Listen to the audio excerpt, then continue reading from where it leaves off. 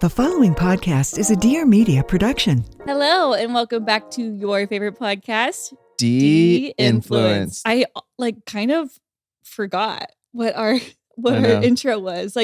I'm glad that you said de-influence because I was forgetting. It's the postpartum brain too, which is a real thing. I have a funny story to tell. Okay. So we have a producer in the room. It's a male, and he clearly did something different with his hair. And Danny sits down. Well, and I feel like he's lost 10 pounds too. Hold on. So nailed it. He said 10 pounds. He sits down, or Danny sits down. She's like, "Oh my gosh, did you do something with your hair?" And he's like, "Yeah, actually, I've been growing it out."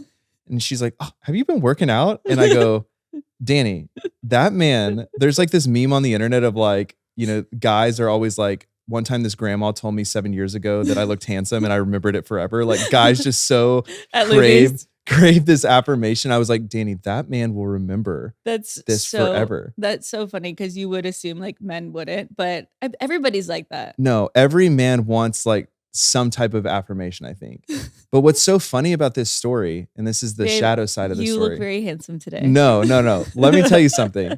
I have been working out like a fiend for 3 months, and you have never walked in the room and go, "Oh, babe." Okay, I have to take my shirt off and take all of my clothes off, and I have to flex in front of you, and then I say, "Babe, do you see this?" And you still ignore me. Because you literally do it every morning and every night. You do it nonstop. So it's gotten to the point where I'm like, yes, you look good. Yeah. It's just funny. That was really sweet. I have noticed that you're looking more buff. Yeah, and so is Nathan. Yeah, exactly. Everybody, it's a new year. Yeah, new year. Everyone except for me, really. Actually, did you notice today I'm wearing something outside of sweatpants? Yeah. It's giving a little Miss Frizzle. But is it Miss Frizzle? That's her name? Magic School Bus? Oh, I wouldn't remember. Magic School Bus? I never really watched that show. That was a cornerstone of my youth. You didn't watch it at school? No. That's a public school novelty. No, never watched it at school. Oh man, we watched it so much. The only time I remember watching that is maybe in third grade. You know those big vans that had the TVs in them? Yeah. I would watch Dragon Tales, I think, and Magic School Bus on the way to third grade, but I never got into it after that. Where did you get a big? Who was picking you up from school? I actually don't remember. Maybe it was a neighborhood carpool. Maybe it was a stranger. It was a stranger. Oh gosh. The other thing about my media diet growing up is we've talked about this, I think, before. Mm-hmm. And this is no knock on parenting, but I feel like I watched American Pie when I was 9 years old. That was definitely not okay. Well, I think that I don't really know. We just had so many DVDs and they were all rated R. And I just remember my parents being totally cool that I watched them. You're 8 years old. They're like, no, Jordan's cool. He can watch it. I remember Good being, kids. You remember that movie Night at the Roxbury? No, that one, no. With Will. Anyway, I watched that I remember one day I watched that 8 times in a row and I think I was 10 years old. Well, didn't you also fall asleep to Baywatch? That's true. I did. I loved Baywatch Kim when I was Anderson? 4. Yes, when I was 4 years old, I fell asleep to Baywatch. Every day. I would stay up till 10 because I wanted to watch Baywatch. Which is so funny because if y'all know Jordan's parents or you or your brother, you're not crazy kids. Y'all are all very traditional. And family. I had another friend who his dad, he was 16 years old. Uh-huh. And his dad wouldn't let him watch Flubber. And that guy went buck wild in college. Yeah, that's why. I didn't even drink until I was 21. He's so F you, dad is 21 years old. I think the moral of the story is you really can't control how your kids are going to end up. Wow, that's deep. Yeah. Especially for today's episode. Yeah. So Speaking of trauma. So what is you came in hot. We had a script and Danny said, ripped the script in half and said, "I'm going to tell people where I've been." Yeah. So I decided, I always kind of assumed I would address it somewhat immediately when I came back online, a month or so back online. I'm probably not going to address everything. I'll probably leave out 20%.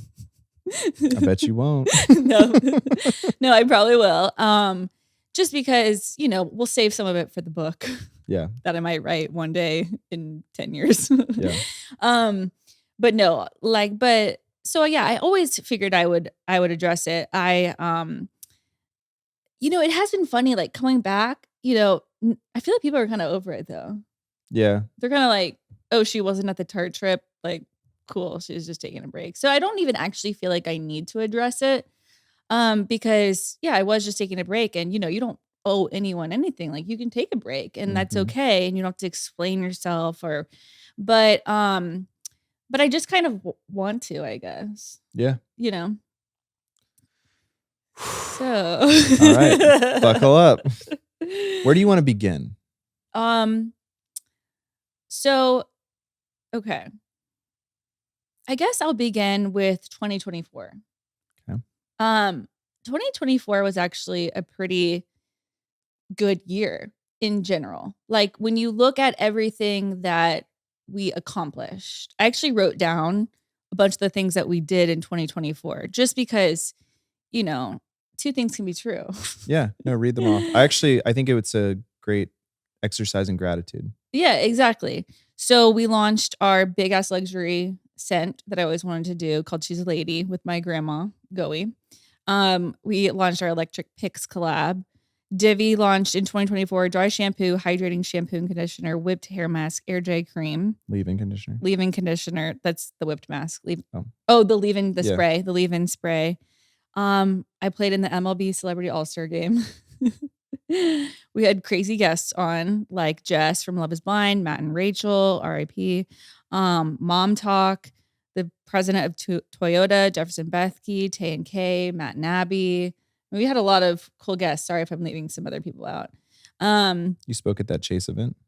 Featured in WWD, which was huge for us. We signed with Dear Media. We rebranded our podcast, spoke at the Forbes 30 Under 30 Summit, made the Forbes top creator list 3 times in a row, spoke at the Forbes creator event, gave away like basically, $65,000 worth of luxury goods, did so many massive giveaways. Double Divi's business. Spoke at the JP Morgan Summit. Longhorns ranked 5 in the country. You went and spoke on my behalf at the University of Texas where I was supposed to speak. Wow. And all while I was pregnant. So I did all those things pregnant, pretty much. And you know what? It still wasn't enough. It wasn't that it wasn't enough. I just feel like in 2023, the end of 2023, 2024, everything just changed with my kids getting older. And I also, I had a team of like 7 people. And so at the same time doing all of that, I also am like, y'all, I'm so freaking hard on myself. Like the expectations I have on myself are brutal enough, but then also I've always putting pressure on myself to keep my team happy and make sure, like, for some reason I have this like lie in my head or this idea in my head, like, I don't want my team to work for a loser. Like, that's crazy. And so I feel like I have to push myself so that my team is growing with me. And I want them, I'm like, I can't just be like a normal mommy blogger. Like I have to be excelling because like these people's jobs and careers are in my hands and I feel responsible for them too. So in every aspect of my career, whether it's LTK, podcast guests, content, crazy giveaways, like I feel like I can't be normal in all of them. I have to be excelling at all of them. And people always ask like all the time, like, how do you do it all? I mean, I don't think that I was even like realizing what we were doing. And I wasn't ever like appreciative or content with whatever we were accomplishing because there was always something more. And I think it really started to affect my mental health as my kids got older. I think when I didn't have kids or my kids were younger and it was really only affecting me or our marriage, like you were a big boy enough to like see what was going on and take care of yourself. But when it starts affecting like your kids, that's whenever my self-esteem started to plummet. Cause I was like, man, like I'm really not really feeling content in my work. But then I also feel like I'm not the mom that I want to be. So the start of 2024, I think I really had this vision of the mom that I was like set out. Like I want to become this person. And like I could not do it. Like I could not accomplish it. I could not like change. I was so stuck in my ways and stuck in like these unhealthy, toxic patterns of just like more and more and more. And if like something is not hitting the right way, like we'll just do more, like for another dopamine hit, for another whatever. And like it just and it never hit. It never hit anymore. And so that's really sad because then you're doing all these amazing things. You're speaking at Forbes. I found out I made the Forbes top creator list. And like when I tell you guys, like my soul was dead inside. Like I did not, like usually in the past, I'd call my mom and dad, be like, I made the list. Oh my gosh, like freaking out or excited.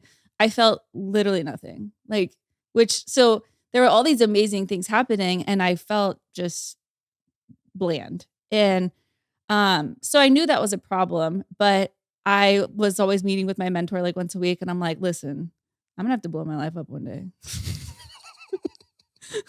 I was like, listen, I'm too extreme of a person to like deconstruct this and pull one layer apart and be like, let's get rid of this and let's do it. I can't do it. Yeah. Okay, I have a question. Yeah. Can we just address, it's so funny because like in this whole story arc, the reason I laugh so hard of you being like, I'm going to have to blow my life up is because what I want the audience to picture is like for probably the past like 2 years, I've been like, Dani, like, let's just like dial this down or like, let's just do this, like one small change, 2 degrees to the left. And this girl is stubborn as all be out and like would not, you were stuck. We called it internally the hamster wheel. Yeah. You know, because she was just this little hamster, like, and she's like, I'm so tired. And it's like, okay, we'll get off the wheel. And you're like, I can't. The wheel's so good. I was like literally stuck on the wheel, like just running as hard as I could. And, but yeah, I was like truly dead inside. And I wouldn't call it depression. I wouldn't call it, wasn't struggling with anxiety or anything. There were spouts of like depression, probably from the hormones, like when my first trimester, but I wouldn't call it any of that. It was just like general discontent, probably.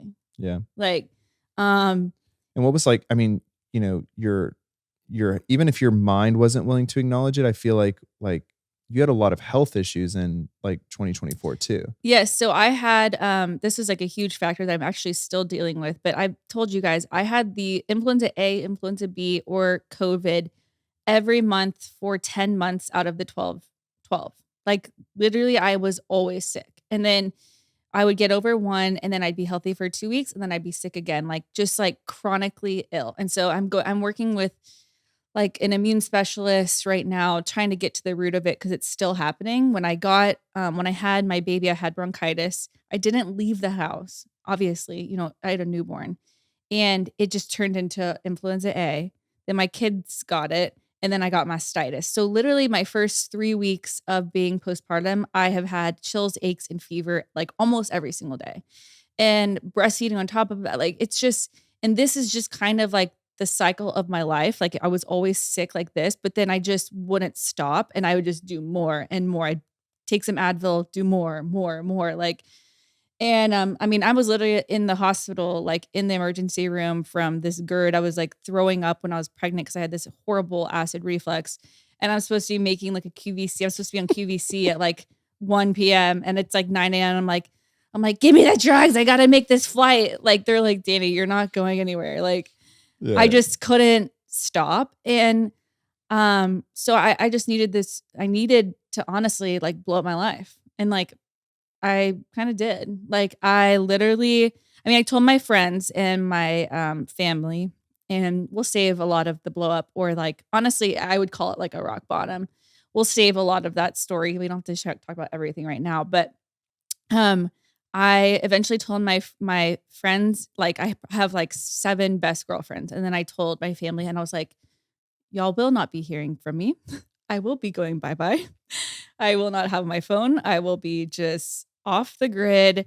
And and that's what I did. And I was able to focus a lot on like this inner healing that I needed to do. I know that's such like a, you know, I don't know, like hippie word, but like I really needed to do it. I needed to know like, why am I like this? Like, why am I so obsessed with accomplishments? Like, why do I deep down feel so empty and like I'm never good enough? And like it all comes from like your childhood. Like it always does. And like I've told you, but like I was like the 6th grader that like was running for class president, and like if I didn't get class president, like it would make me sick to my stomach. Like I would just be obsessed because I didn't feel like Dani alone was ever good enough. Dani needed to be class president. She needed to be captain of the volleyball team. She needed to be, because otherwise I wasn't valuable. Like I didn't have anything special for people to actually like about me.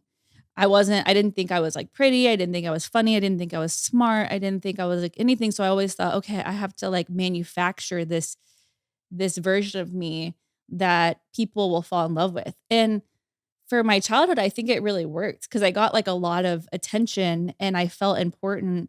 I mean, like y'all, I was literally class president or like some VP or so, like every single year from 6th grade till I was a senior, like not even joking. And I was always the captain of whatever sport I did.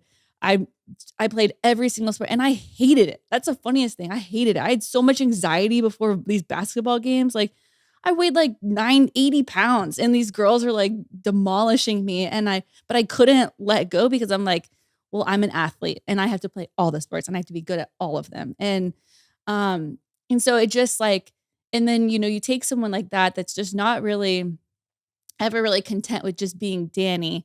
And then you put them on Instagram and you put them on, it's like the perfect drug for me. Like, it's like, I get the dopamine hits that I always wanted every single day, every single moment of my life until I don't.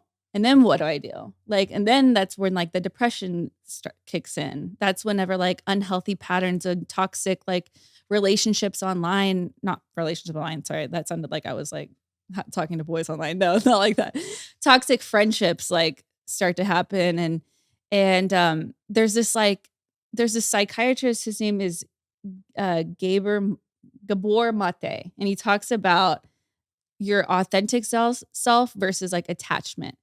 And your authentic self is like when you like actually love yourself and you're actually like willing to hurt other people or like let other people down because you are so confident in who you are, which is like kind of like what we should strive for. But then there's this attachment side of yourself that like you will completely deny your true self just so you can have attention and love from other people. Like if there is a version of you that people like better, that gives you more attention, gives you more laughs, gives you more smiles, like you're like, screw the real Dani. Like I'm this Dani today. And like, that is so me. Like I did everything for the attachment because I wanted to feel important and I wanted to feel valuable. And, you know, it's just so funny because it all really works until you have kids.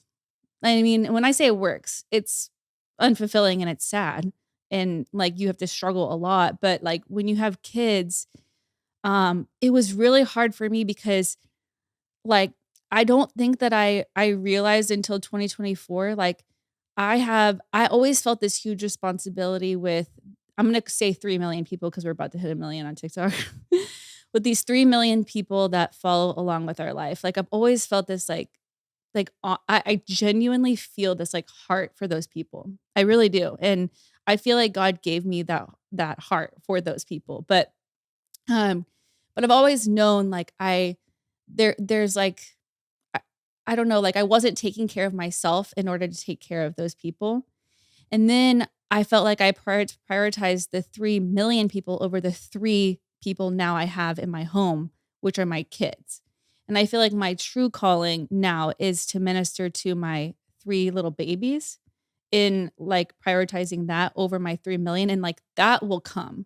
But like my true calling is as a mother. And like I've never been able to accept that. I've always been like, I'm a girl boss. I don't call myself a girl boss, but like in my head, I'm like, I'm a career woman. Like I'll never be a stay-at-home mom. Like I'll always be working and all this.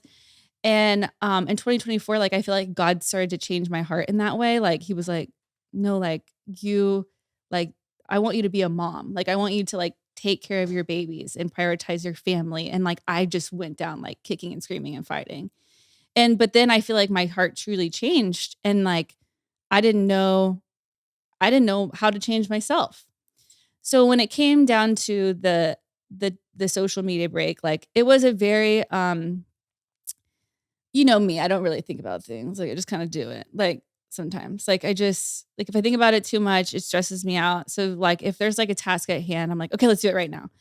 That's kind of how I felt about posting about my social media break. Like I kind of was just like, I'm gonna jump into it, dive head first, see what happens. I didn't really have a plan of like what I was when I was gonna come back, how much I was gonna share, what was going on. Like I really didn't have any of that, but I knew I needed to change my behaviors in my life and I knew I needed to change my environment. And when I say environment, I didn't mean like I don't think you always have to change like literally moving to a new city or like change move into a new house, whatever it is. When I thought of environment, I thought of the people I was around, what I was consuming, what I was doing on a daily basis, what I valued. Like I just felt like I needed to like throw it all away and like start from scratch. And then when I thought of changing my behaviors, like I was like, I know that in order to change, like actually change, like to be a changed woman, I know it's going to take time. Like I knew it wasn't going to be overnight. And that kills me because everything I ever want to do, I want to fix it instantly. I want there to be an instant fix. Um, and that's probably like a little bit from my childhood. Like, I mean, I love my parents were amazing because they always like introduced me to my faith, took us to church, but there was a lot of like pray it away type of behavior in my like childhood.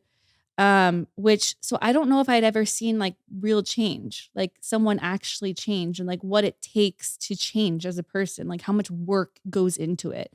And it was shocking when I started my break because I started to actually sit with myself and like see like, okay, what do I value or what do I like or what is my calling or what? And it was like sad. Like it was sad how little I had matured over the past like 5 to 10 years, probably because of how much my work got in the way. Like I felt like I was 20 years old. Like I was like, what do I even value in in my life? What do I like about myself?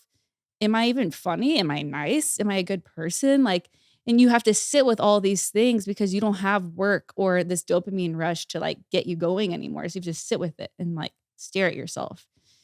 And so, I mean, half of the break was just that was just like sitting in the muck and being like, well, this is what I don't like. This is what I don't want to be.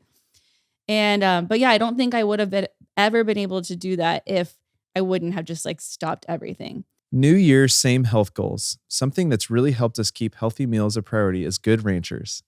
Good Ranchers puts family values first, just like you do. Their meat is born, raised, and harvested right here in the USA, so you know exactly where it comes from.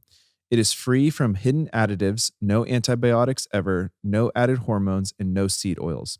Just simple, trustworthy protein that you can feel good about feeding your family. Protein. Jordan loves protein.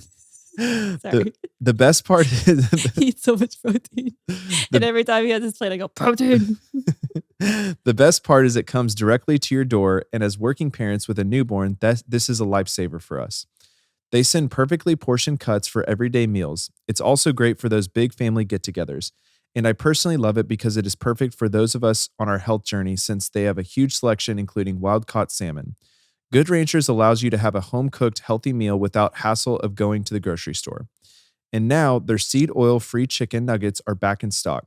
These are made with whole cuts of chicken, not the mystery meat you find elsewhere. They're gluten-free, allergen-safe, and ready in minutes. Perfect for quick lunches or snack time when you need something clean, easy, and delicious. With Good Ranchers, I'm saving time, energy, and money. It allows us to have more time with our kids and less time in the store. Right now, Good Ranchers is running their New Year, New Meat promotion, so you and your family can easily get the quality you deserve. New Year, New Meat? Yeah, New Year, New Meat. I love a play on words like that. It's great promotion. Subscribe to any of their boxes and get ground beef, chicken breast, or salmon in every order for a year. Plus, you'll get $25 off when you use my code Dani at checkout. That's high-quality, clean protein in every order delivered to your door for free for an entire year. It's never been easier to prioritize your family's health and spend more time where it matters, together. Visit goodranchers.com and don't forget to use my code Dani to claim your free meat and $25 off. Good Ranchers, American meat delivered. GoodRanchers.com, American meat delivered. With 3 kids, it's more important than ever that we're getting the right amount of sleep at night so we are ready to take on the day when we wake up. This is where JS Health comes in. Their best-selling triple form magnesium blend contains 400 milligrams of different forms of bioavailable magnesium to support muscle function, muscle relaxation, and nervous system health. Actually, my friend Ellie, who's like a functional medicine girl, the other day said out of every single vitamin that she would recommend, she said magnesium was the one. It's so versatile, so you can take it post-workout to help recovery or add it to your nighttime routine before deep sleep, which is exactly what Jordan and I are going to be needing for the foreseeable future. JS Health is renowned around the world for their transformational science-backed supplements that deliver results. They are created using the highest quality of ingredients at therapeutic doses based on meticulous research. The company was born in Australia and formulated by expert nutritionist Jessica Seppel. There is a targeted vitamin or supplement for all your needs, from skin, digestion, stress, and sleep, and more. Scoop, stir, and sip for a daily wellness ritual. Getting your dose of the highest quality magnesium every day has never been easier or as delicious. It's now available in a delicious raspberry lemon flavored drink, which I love. Visit jshealthvitamins.com/Janie and use the code DannyAustin to receive 20% off your order or first subscription order. So that's where the length of the break came in. Like, where then I decided, okay, if I'm going to change, it's going to take time and I'm going to have to do it for 30 days at least, because, it takes 30 days to build a habit. And so that really, like, the first thing that I knew I needed to fix was my relationship with God. Like, I knew I think that I had such a surface level relationship with God because I was so ashamed. Like, I think whenever and it's not even ashamed, like, I just knew. It's almost like where you know the areas that you need to improve. And so you're just like, okay, God, like, I know, like, we'll talk about it later. So because I know I'm not doing well in this area, then I can't come to you for anything else, Mm. And so I just decided, I was like, I have gone to insane lengths in my life to pursue my career. Like, I have tried to get on an airplane when I'm in the emergency room to go to QVC. Like, I have flown private to make this Forbes event, spent, tens of thousands of dollars to get on this private plane so that I can go speak at this Forbes event and then be home to see. Like, I've gone to extreme lengths in my career. Why am I not going to extreme lengths in my faith? And like, what are those, how am I going to do that now? Like, how am I going to be able to take all that energy that I had in my career and focus it now in my faith as a mom at home? And so that's what I was honestly trying to figure out. And so I was reading Revelation at the time. It was really heavy. But like, I just, like, literally I listened to put on praise and worship music 24/7, and I had it playing in our house. I had it playing on my phone. I couldn't even take a shower without it playing. And I just, like, soaked myself, like, in the Holy Spirit, like, all the time. Like, it was just around all the time. And even the times, like, I didn't, like, know if it was happening or not, or what my intention was. Like, I was just always reading scripture or praying and talking to God 24/7. And I talked to him just like this. I'm like, hey, God, like, I'm struggling. Like, I feel like a horrible mom and I feel like this. And my prayers weren't pretty. They weren't like these eloquent things. I wasn't always on my knees next to my bed. There were times I was on my knees next to my bed, but it was just, like, very raw and real. And I think for the first time I established this, like, true lifeline that I feel like I never had in my faith, where I actually feel like without prayer and without reading the word and without talking to God and to, like, praise, and without praise and worship, like, I don't feel like I'm going to make it. Like, I don't feel like I can survive and be the person and be the mom I want to be without my faith now. And so I don't know, it was just really, really cool how I felt like because of that break, God was able to come in and, like, I don't know, fill me with the Holy Spirit, fill my home, fill my children, fill my marriage in ways that, like, I probably had always kind of, like, kung fu'd out of my life for so long. And so, yeah, I mean, overall, I just had to break it all down, just blow it up my life to become the person I wanted to be. And I decided I'm going to take a break from all the opinions of others. Like, I mean, y'all, I have people that hate my guts. Like even my neighbors, I have neighbors that literally take videos of my house and I'm like, dude, we can see your car in the driveway. Sorry.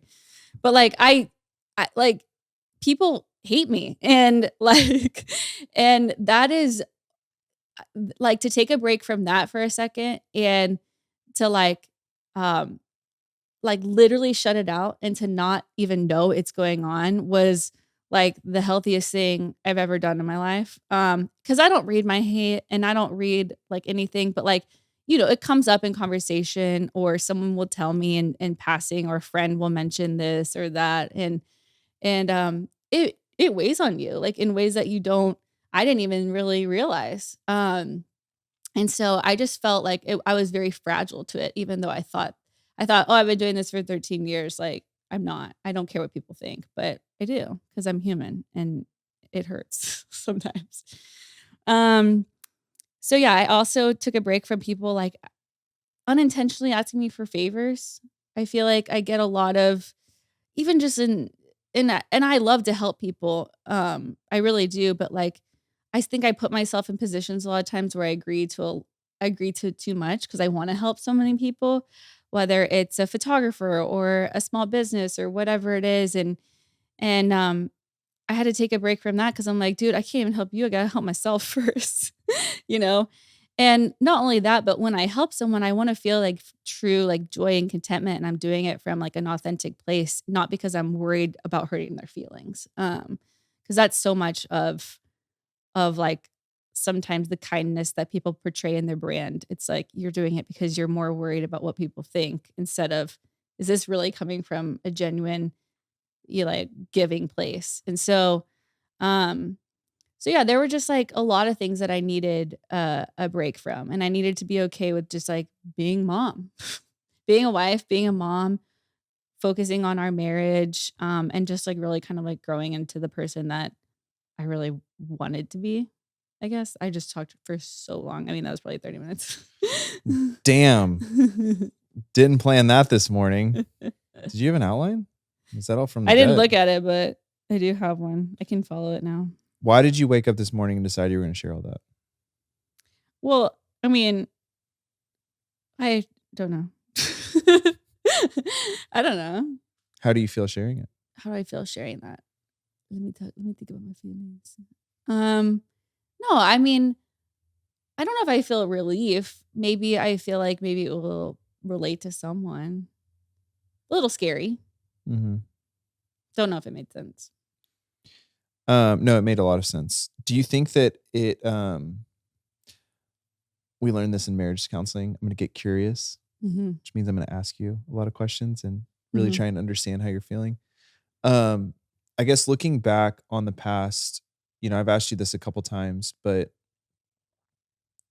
I think probably a lot of people feel stuck, you know, in similar bad habits or hamster wheels. Like, you know, I feel like in our marriage, I was always feeling like I could control the situation. I'd be like, oh, let's just turn 2 degrees to the left or 2 degrees to the right, you know, and I kind of always saw the catastrophe coming. I was like, this train's rolling off the tracks, and I tried my best to stop it. Do you think it could have stopped and gotten healthier in any other way? For me personally, no. Is that just a personality? No, I think people? I think it's undealt with trauma. Like honestly, I think it was these open wounds that I never actually addressed from like so long ago that until I was able to heal those and focus on those and understand why I was even why do I feel like I constantly have to be going? Like why do I feel like I constantly have to be achieving, and why can't I just sit with Dani being Dani? Why is like that never good enough? And like until I address those things, no, I don't think so. And I don't think I would have known to address those things until I just blown it up. Does it make you look back on, you know, the years that you've been sprinting in any different type of way? Like, do you look back on them and are still grateful because that was part of your story? Or do you look back and say, hey, wow, like that was so unhealthy? No, I don't even look back at 2024 and wish I did anything differently because I have such clarity now, and I am very aware that the times that I've made the biggest mistakes in my life is like where I've evolved and learned the most. And like I know that I have to go through hard times to be stronger. So, but no, I don't even look at 2023, 2022, 2021. Like I look at everything so positively. Like I really do. And probably more positive than you. Like you're probably like, oh my gosh, 2024 was such a hard year. She was sick all the time. And I don't look at it like that. Like it was hard and it was challenging, but um and I definitely was discontent, but I'm just like so thankful for all of that. Like I'm so thankful for a rock bottom. Like it's gotten me to a place where I'm so desperate for this relationship with God, and I'm so desperate to not continue like the same old patterns. Like I'm literally desperate. Like, and I don't think that people really change without this gift of desperation. Like I don't think that they actually cleave to like what they need to cleave to until they've lost it all. And I wouldn't, that sounds like a little extreme because I didn't lose it all, but like, you know, We almost did.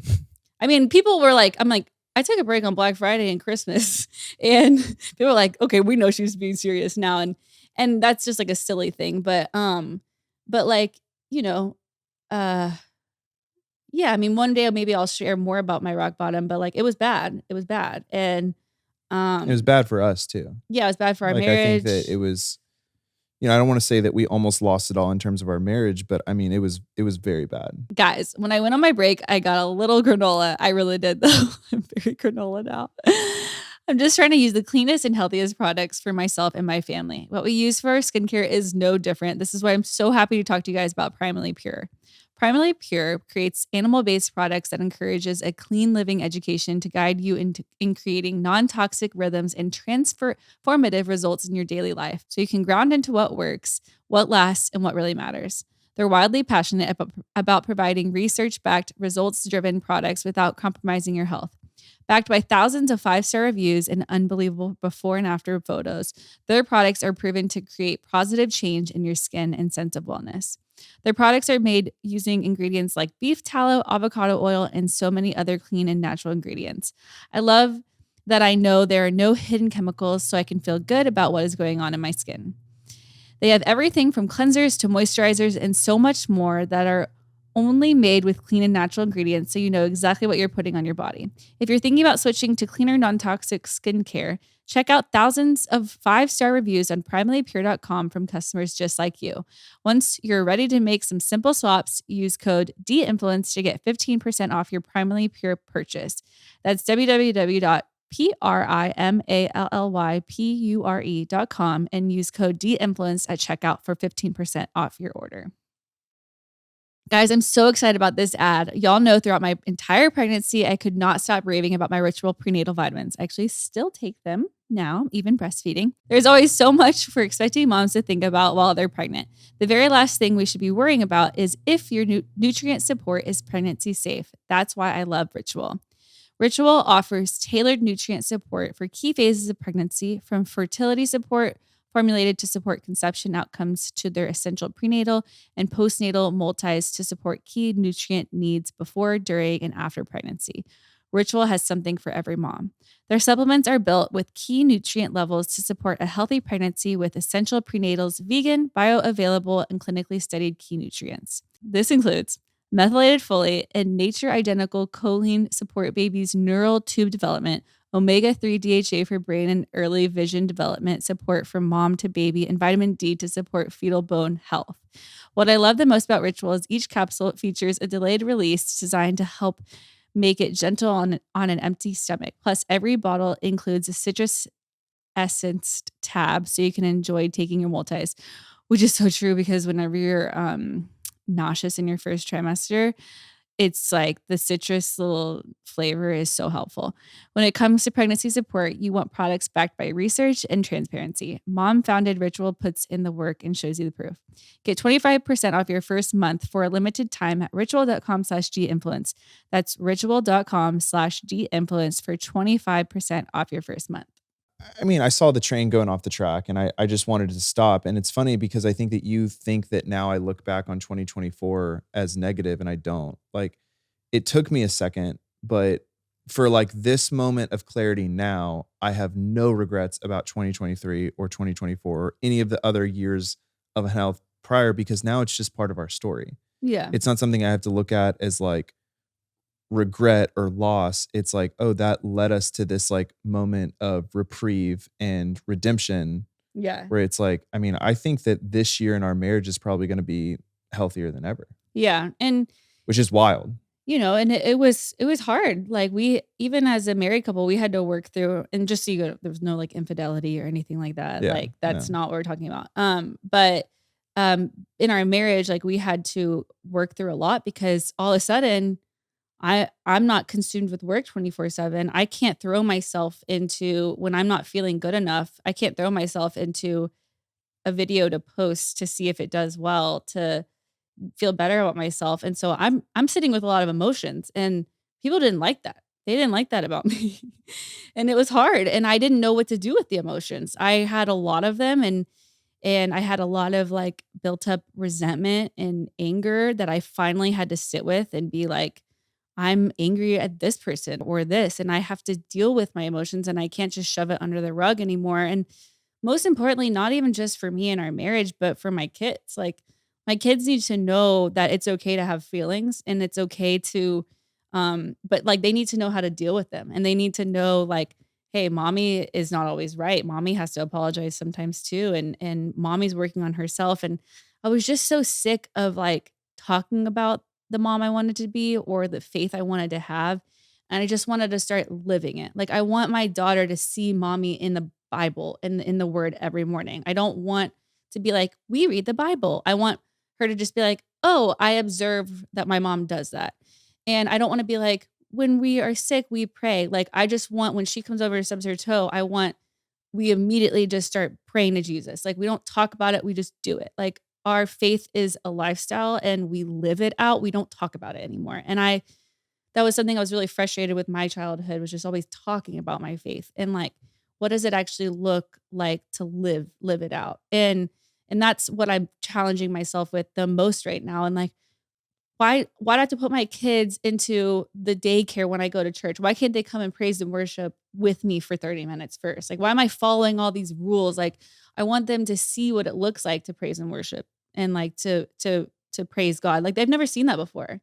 And why is, this is such a stupid example, but like Stella knows all the words to Taylor Swift, but she doesn't know the words to my favorite praise and worship songs. Like those are all little things, but they're just little examples that you can see that maybe we're not creating the fruit in our home that I want. And sorry, when I said we, but me, Yeah. because I'm trying to work on myself and not other people. That's another thing that I learned is like, I got to focus on keeping my street, my side of the street clean, and you can't control anybody else around you. You just focus on you, and everything else will happen around you. But, so yeah, I think I just decided to fight for my children. Like my children are everything, and I've decided to fight for them. What are some other like, of the biggest decisions you've made around your life and your business that have been most helpful in like protecting this piece? I do feel like I've shared a lot of them, but with my business in particular, the way that I came back online, I know it kind of pissed a lot of people off. Why is that again? Because I wasn't doing stories as much. And I don't know. Here's the thing about me. Like I hate a plan. I hate plans. And I hate saying I'm going to do, like, when I come back online, I'm going to do this, this, and this. Or in 2 months, then I'll start doing this. And like, I hate that. Like, I so like to go with the flow. I like to see where the wind blows me. And I'm like, if I feel like posting something that day, like, I want to be able to do it, as long as what I've learned is there are priorities. Like, and I've always said there are non-negotiables. But I don't know if I realize I have so many non-negotiables. Like, I have a lot of things that I need on a daily basis to be healthy, like a lot. It's hours of Like I need to be able to wake up with my kids, pack their lunch, do my quiet time. I need to be able to work out. I need to be able to pick up my kids from school, whatever it is. Like it's not just like one thing, it's like hours. And all of those things, I do therapy now, I do marriage counseling, I do all these things that are requirements just for me to be the basic level functioning Dani that I need to be. Like just basic. And those things like cannot be tampered with. And in the past, those things were the first to go. And I still did them, but they were like, oh, gotta do this video. Therapy's not gonna make sense this week. Okay. Gotta do this. Okay, I'm not gonna take my kids to school. Okay, gotta do this. Okay, then Stella can do gymnastics on her own. Whatever it was. And they were just so wishy-washy. And now I'm learning the like importance of them and like of the consistency of them. And so what I've learned is those are the boulders in my week and they can't move, but then work can flow and can make sense around those things. Um, and unfortunately, now with these massive boulders, I can't do as much. Like, and maybe it's not unfortunately, it's probably a good thing because what I've learned is too much of that, too much of anything without, balance, you start to resent it. And like you start to resent these beautiful blessings in your life, like these giveaways or these videos that I get to film that should be so fun and funny and uplifting. And you start to hate them. And not because you actually hate them, you're just not fulfilled in other ways. I always refer to my wellness wheel now. And like there's so many parts of your wellness. It's spiritual, it's physical, it's intellectual. Like I need to be reading. Like instead of last night, instead of being on my, whatever I was doing, now I puzzle every night, which is like just a very calming, peaceful activity. Or I read and I'm not just reading to read, like I'm reading to fill myself up, And so all these different like aspects of my wellness wheel, like I literally have one next to my bed and I look at it, I'm like, did I feel all the wellness? What was lacking today? Did I, take care of myself intellectually? Did I talk to my friends? Was I social? Was I maintaining my relationships? Was I this? When you're working 24/7, all of that goes out the window. It's not prioritized. And so, yeah, you have to the hardest thing for me was being okay with not being like 100% on my A game when it came to my career.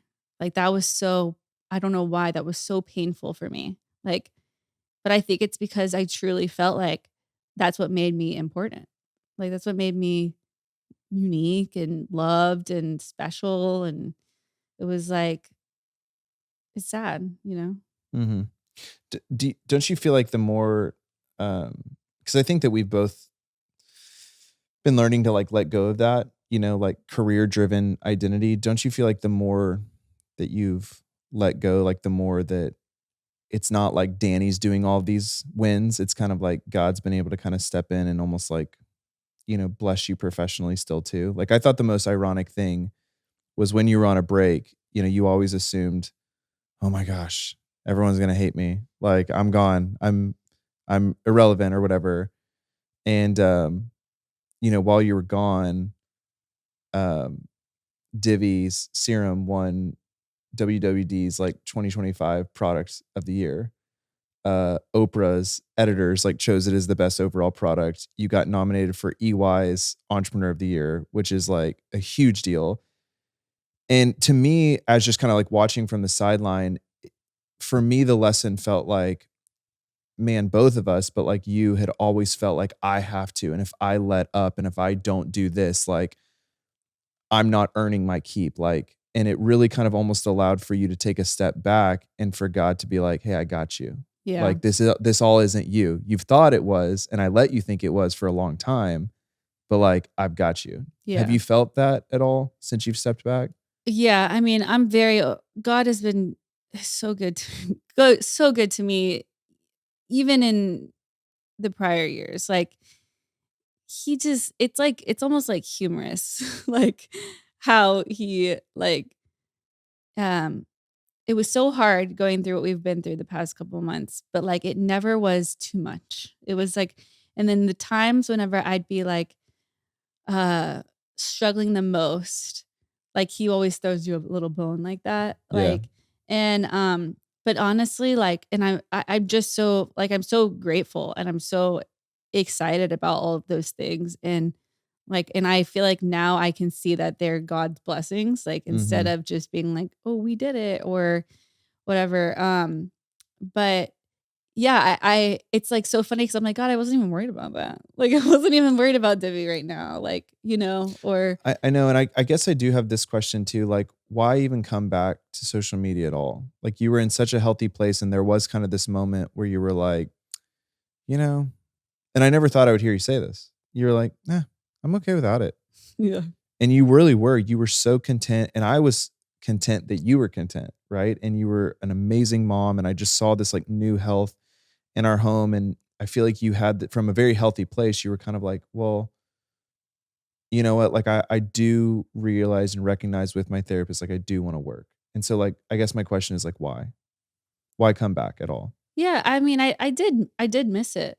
And I think there were times I was like, I miss it, but I could, if I really needed to, I could find other like if I couldn't figure out a healthy balance with it, I could find other ways to fill my cup. And I honestly still feel that way about social media. Like if I can't figure it out and do it in a way that makes sense for me and I start to lose myself again and I'm not able to be the mom I want to be or the wife I want to be, then I I think I could find other ways to serve people and to like make people laugh and to be creative. But but I love this way of doing it. Like this is like this is my dream job and I'm like I love it and I've loved it since I started. I got lost in it I think because I loved it so much, too much. I think I idolized it. Um and it became everything for me, but I still want to be a part of it in like a healthy way. And I really um like I feel very grateful for the people in my audience that have like stuck around and who are still like I notice that they're actual people, you know. They don't just feel like numbers to me and it feels very serious this role I have. But at the same time it doesn't because I'm not a serious person. But like it feels like I I don't understand why God gave me this platform, but I know it was God given because like I know just like there's no way. Like why me? Like it has to be from God. And so I know that there's ways that I can use it um in really positive ways to impact people and like I don't want to waste that, but I just need to figure out a way to do it right. I think there's a large part of your or a subset of your audience that is like other creators. Okay. And what you and I both know about this space is like everyone's kind of looking at one another and being like, oh, well, she's killing it. And look at the pace that she's running. And so I need to run at that pace too. And what's been really interesting for me is like when I put my consumer of social media hat on, is I think audiences are now kind of waking up and realizing that the pace that most of these creators are running is like inhumane, right? And I think they're like, hey, it's not admirable anymore. It's kind of like ick. It's like, ugh, like this is so much. Like you're in the hospital, like you're running yourself ragged, and like you think it's for us, but like you can't get off. And so my question is like, in all of these lessons that you learned, what would you tell the other creators that follow you that are like looking to what Danny Austin's doing to kind of try and figure out how to like model their career off of it too? Mm. Hmm. It's so funny because I get stuck in the same thought pattern. I'm like, man, these girls are doing so much, like they're killing it. But like they're probably struggling too. They're struggling. I that's why I brought up the question is because I think the original reason we created this podcast was kind of to like de-influence what goes on behind the scenes. And I think what's really cool about your story is that I think that there's a lot of people, and this isn't like egotistical or, you know, propping you up or anything. I think there's a lot of people who looked at Danny Austin's career and were like, I want that. Right. And what you're being vulnerable about saying is like, hey, listen, like I got it. And here were the challenges and the shadow sides of it. Right. Yeah. And so it's a cool opportunity almost for you to speak to them, all these people who are feeling like they aren't enough Yeah. and are feeling like they need to keep up with XYZ other creator or this demographic. Like, what would you say to them now? Yeah. I mean, it is obvious we live in like a pretty sick culture where we are all, not all, but like majority of us are prioritizing this like false reality it's not really real. It's not real. And I've been guilty of the same thing. And it's like, it's kind of like making us all mentally ill, honestly. And like the anxiety and the self-esteem issues we have. Are you talking about two creators? Yeah, maybe to creators. I'm sure people that aren't creators probably feel this in a different sense in their world somehow. I mean, I think people that aren't creators that are just still posting like pictures on Facebook or their lives. Like, yeah, true. When I was on MySpace, I was doing the same thing. So I think we kind of all, not all of us, but a lot of people probably feel similar. But like, I think just acknowledging that first and knowing like actually what everybody else is doing is unhealthy and like we are kind of all sick to get together, like acknowledging that and then acknowledging like it's okay to do things differently. And then, for me, like literally what I did is I wrote down, I was like, what is like the type of mom or the type of person like I want to be? And I kind of like assessed where I was at and where I wanted to be and like this dream version of myself that was so actually attainable. Like it actually was. If I could just let go of this pride that I had about this is what makes Dani important and this is what makes like it was all actually what I wanted was so much less than what I was like trying to achieve. Like and so I literally wrote it all down. And then I was like, okay, this is who I am. This is who I want to be. How am I going to get there? And that was the hard part. Because what I realized was the way I was going to get there did not work with where I was at. Yeah. And there was honestly no way. Like, and maybe for you who could destruct things so perfectly, and you could take one brick down and the next brick down and then chisel away here and chisel away. Why do I feel like you're being condescending? I was like, no, I was like, I'm going to blow this shit up like, and I'm going to be left with like the fire and the flames. And I'm like, this is exactly what I wanted. I wanted this to happen. Not really, but yeah, but like I kind of did. And then, so like, I'm not telling every creator to blow their life up, but I think you would be shocked at how much you're going to learn about yourself or the feelings that you're going to feel or what you're going to have to sit with or stare at when you just stop. I mean, I'm just going to be honest with you guys. Like I lost millions of dollars in November. Yeah. Whether it was on the Divi side or the Dani Austin side. And I would do it all over again. Literally would do it all over again, 10 times over. I did not care whatsoever because what is all of that? First of all, I don't even really, we always talk about, I'm like, I don't even really want anything, but like, it's not even about them. It's the fact that I was achieving that made me feel something. But like all of that is worth nothing if I can't be the person I want to be.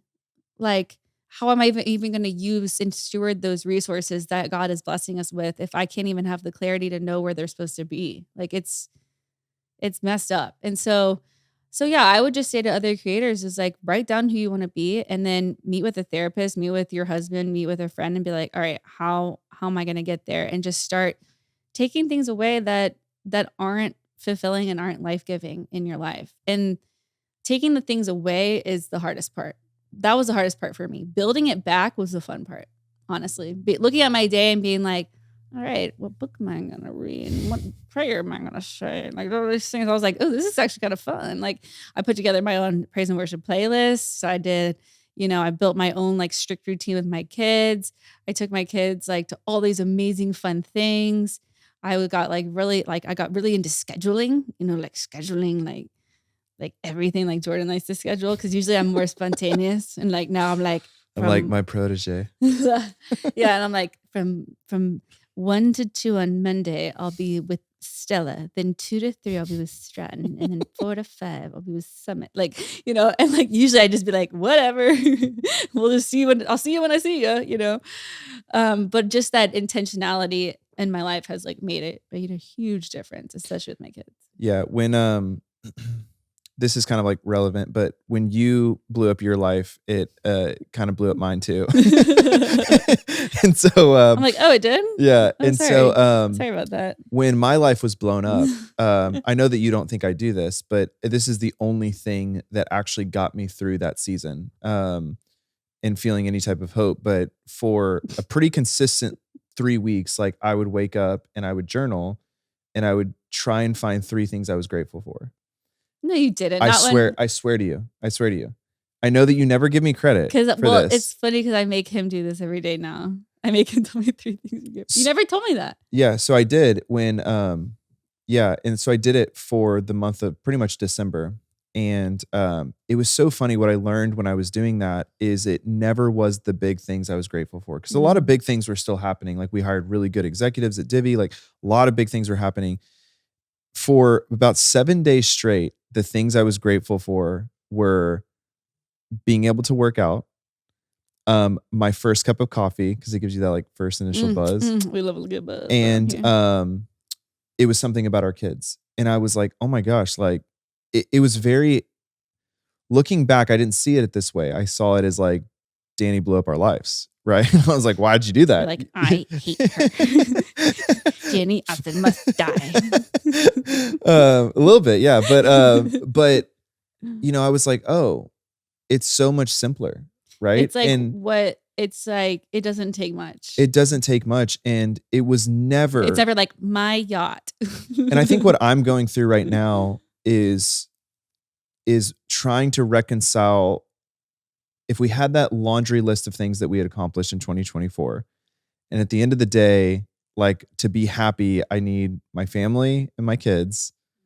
I need to be able to like do something active, and I need a cup of coffee. Like,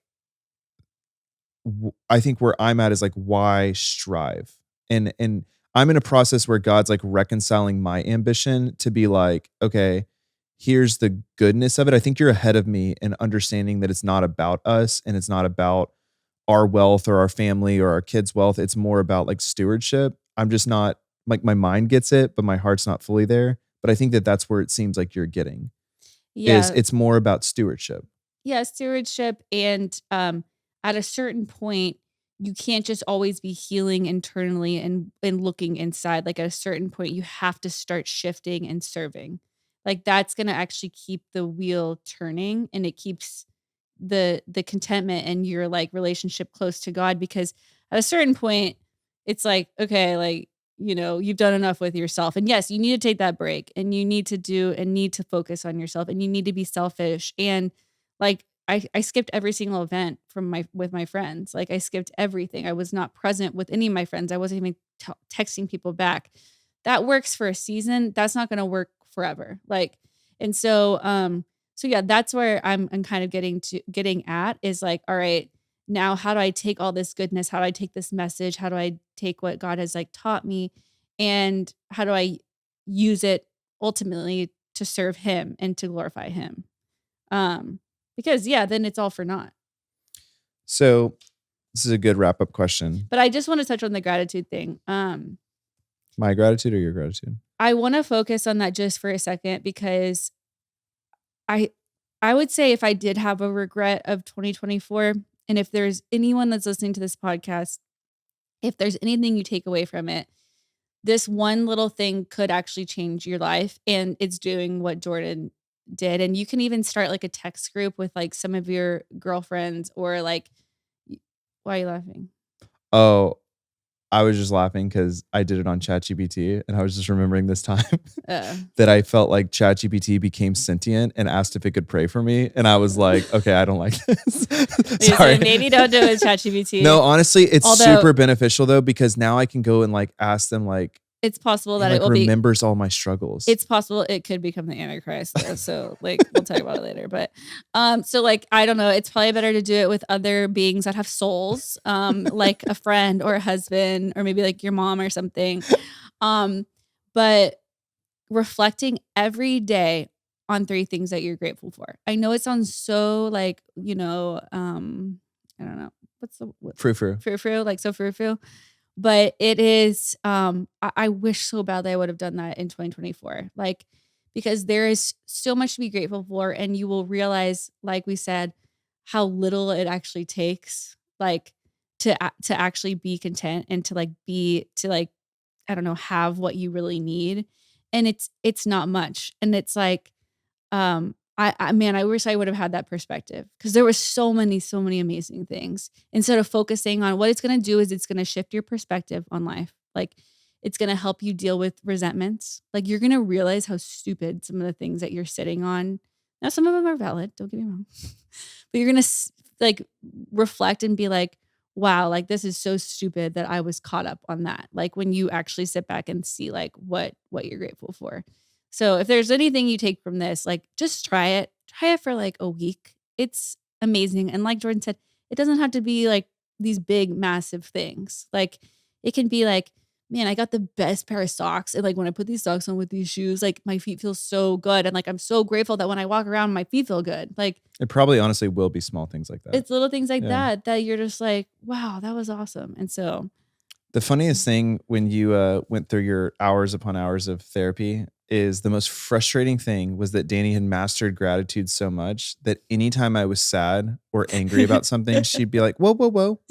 What are 3 things you're grateful for? And I'm like, I'm mad at you because you blew up our lives. And she's like, well, we're not talking about that. What are 3 things you're grateful for? And it would like infuriate me to no end. It honestly kind of still does. I'm still triggered, but it's like, Wait, what? I never used it like that. I usually just say 3 things you're grateful for, like in the morning. No.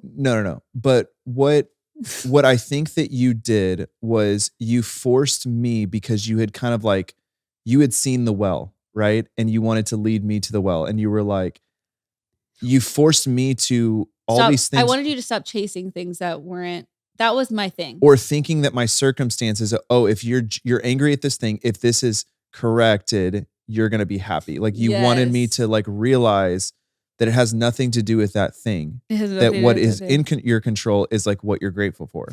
Yes, because so many times, like, we're taking calls past 5:00, or we're feeling like we have to fix this issue like instantly, or we're focused on, oh my gosh, this person said this about me. And instead of looking up and being like, we live 5 minutes from like like a beautiful lake that we can walk and like accomplish so much healing around. And like, that's like we live in such a cool place. Why do we feel like we always have to be like looking at houses online? Like, we should be so thankful. Like, this is amazing. And like, we have like our kids are healthy. Like, our kids are healthy. Like, that's huge. That's massive. And like, it should bring us to our knees in gratitude and thankfulness every day, not like, what's next, or why is Stella acting this way, or why doesn't she want to play soccer? Like, I don't know those. I never thought I would say this. Like, you would ask me November, December last year, I was like, it's over. Life is torpedoed. Babe, I feel like we are so back. Are we back? I feel like we are so back right now. Like, our marriage, like everything might be so back. It's like not even funny. I do want to end on this question. So you kind of started your story by saying that you, ever since 6th grade or whatever, is always about like, Dani Austin is not valuable without these things, right? What do you think that God is saying about you now? Or what do you hear God saying about you now? So deep. I'm a daughter of the High King.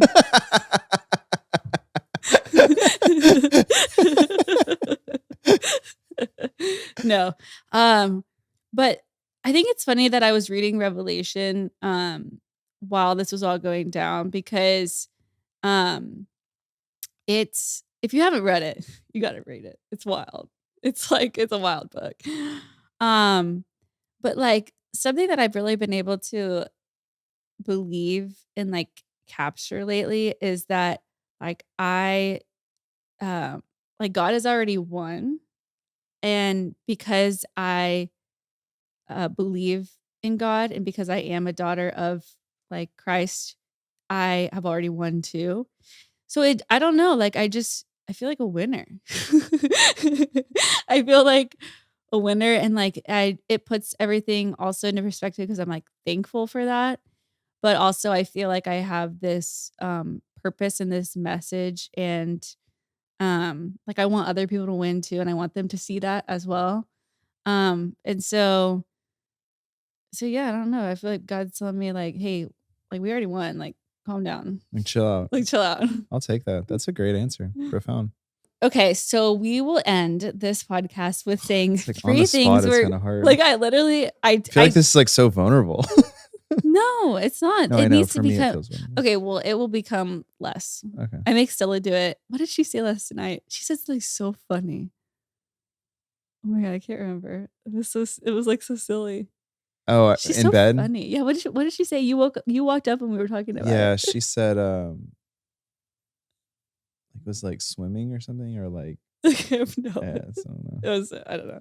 Anyway, okay. So yes. What are 3 things that you're grateful for? I'm honestly grateful for this podcast. I feel like it's it felt like we had to kind of show up, and there was just like this whole season that we went through, and it was like really hard to kind of like just put that to the side in our private lives. It feels good that it's kind of like out and talked about, and I'm really proud of you for this podcast. 2, I would say I am just really thankful. This podcast reminded me of just like the complete ownership that you've taken over like motherhood with our children. And it's like, it's hard for people to understand and know unless you like lived in this home with us, but it's like insane. I mean, it's like the mother is always going to be the heart of the home. And I believe that to my core because I tried to be that, you know, and I couldn't do it. And I'm just really proud of you, and I'm grateful for that. And then 3 is we get to leave and not work after this and like go look at some houses. We were just like we're content in our house, and we're like we're going to look at houses. Yeah. No, those are great, but only to fill it with mini niños. Yeah, that's honestly our biggest issue. Is we're out of bedrooms. We want more kids, and we have no room. So, okay, so mine are not as deep. It's okay. Okay, I'm grateful for my brown cowboy boots that I'm going to wear today because literally like no shoes fit me right now. Also no clothes fit me. And I found this outfit in my closet too. So I'm grateful for this outfit. It looks great. This is the first time I've not worn sweats. Have you noticed that? Oh yeah. No, it looks great. It's kind of sweats, but it's like a skirt. And then I'm grateful for, Theo Vaughn podcast right now on YouTube. Oh my God. I know, you're like obsessed with him. It's so funny. funny. He's like been around for forever. Oh and you're my just gosh. like, have you heard of this Theo Vaughn guy? And it's like, yeah, everyone has. He is so funny. Like his humor is like, he's quick. Yeah, he's very smart. Oh my gosh. I can't even repeat some of the things he says though. And I'm also thankful for my Spectra hospital grade breast pump. Yeah.